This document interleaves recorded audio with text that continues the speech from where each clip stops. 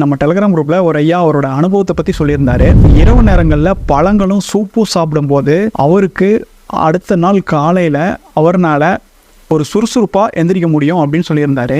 அதே நேரத்தில் மாவு பொருள் கலந்த உணவுகளை இரவு நேரத்தில் சாப்பிடும்போது அடுத்த நாள் காலையில் சுறுசுறுப்போடு எந்திரிக்க முடியறதில்ல அப்படின்னு சொல்லியிருந்தார்.